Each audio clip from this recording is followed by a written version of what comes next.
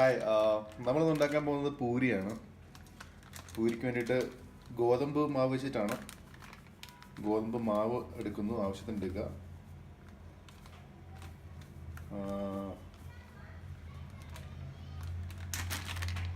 എന്നിട്ട് നമ്മളതിൽ കുറച്ച് വെള്ളം ഒഴിക്കുക.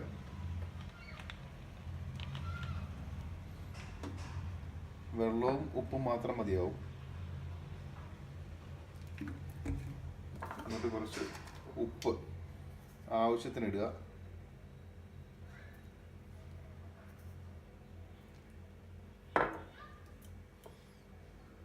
എന്നിട്ട് നമ്മളത് കുഴയ്ക്കാൻ പോവുകയാണ്.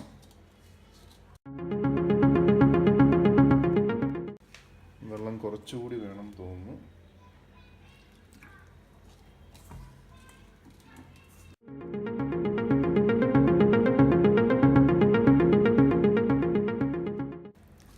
വെള്ളം കൂടിയോ ചെറിയൊരു സംശയമുണ്ട്. അതുകൊണ്ടാണ് നമ്മൾ മൊത്തം മാവും ആദ്യം ഇടാതെ കുറച്ച് മാറ്റി വെച്ചിരുന്നത്. നമുക്കത് ഇച്ചിരി ഇങ്ങോട്ടിടാം.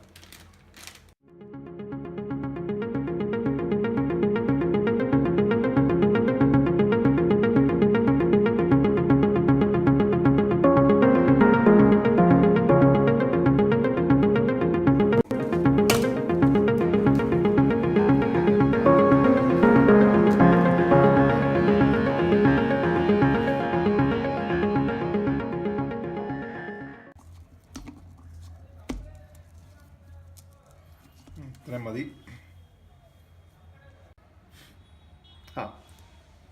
അങ്ങനെ ഇത് റെഡി ആയിട്ടുണ്ട്. മാവ് കുഴച്ച് ഒരിത്തിരി എണ്ണ കൂടി ചേർത്തിട്ടുണ്ട്. എണ്ണ ചേർക്കുന്ന ഒരു സോഫ്റ്റ്നെസ് കിട്ടാൻ വേണ്ടിയിട്ടാണ്. പൂരി ഉണ്ടാക്കുമ്പോൾ മാത്രമല്ല, ചപ്പാത്തി ഉണ്ടാക്കുമ്പോഴും കുറച്ച് എണ്ണ ചേർത്ത് കഴിഞ്ഞാൽ നല്ല സോഫ്റ്റായിട്ട് കിട്ടും. സോ ഇതിനകത്തുള്ളത് ഇത്തിരി എണ്ണ, ആവശ്യത്തിന് ഉപ്പ്, ഇത്തിരി വെള്ളം, പിന്നെ ഇത് ഗോതമ്പ് മാവാണ്. ഇനി നമ്മൾ ചെറിയ ഉണ്ടകളായിട്ട് മാറ്റി വെച്ച്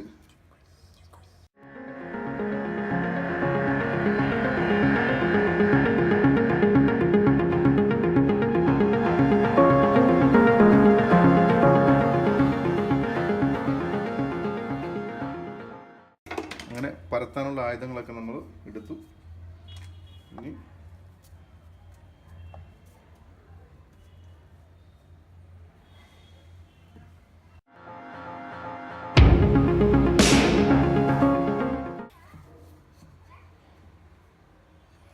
ആദ്യമായിട്ട് പരത്താണെന്ന് കണ്ടാൽ പറയുകയില്ല, അല്ലേ?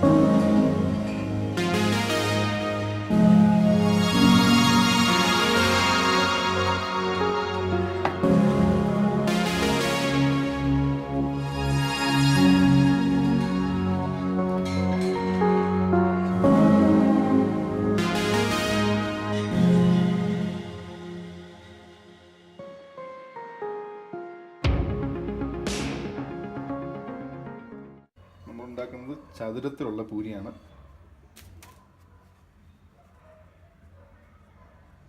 ഇത് ഇളക്കിയെടുക്കുക, അങ്ങോട്ട് മാറ്റി വെക്കാം. ഇനി നമ്മൾ പൂരി ഉണ്ടാക്കണം. അപ്പോൾ അതിനായിട്ട് നമ്മൾ ചീനിച്ചട്ടി ഇപ്പോൾ കഴുകിയെടുത്തതേ ഉള്ളൂ.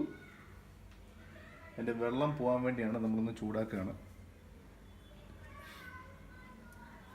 ഇനി നമ്മൾ എണ്ണ ഒഴിക്കുന്നതായിരിക്കും.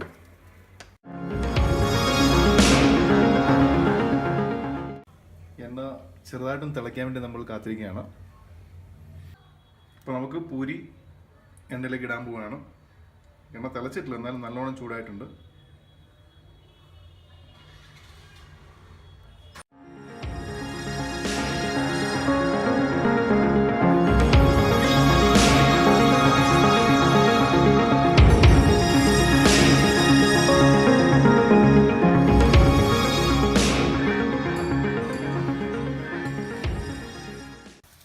ഇതായിട്ടുണ്ട്.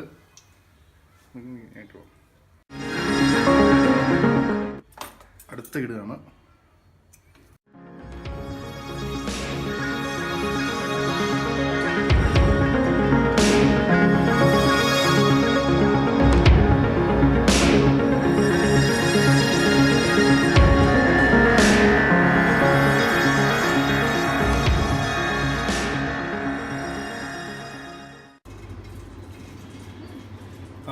ഇവിടെ നമ്മുടെ പൂരി കറി റെഡി ആയിട്ടുണ്ട്.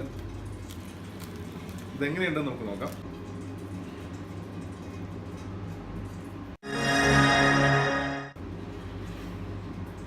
അടിപൊളിയായിട്ടുണ്ട്. ഞാൻ തന്നെ ഉണ്ടാക്കിയാണ്, അവിടെ പ്രത്യേകിച്ച് പറയണ്ടല്ലോ. അപ്പോൾ ഇഷ്ടപ്പെട്ടെങ്കിൽ നിങ്ങളും ട്രൈ ചെയ്യുക. വളരെ നന്നായിട്ടുണ്ട്.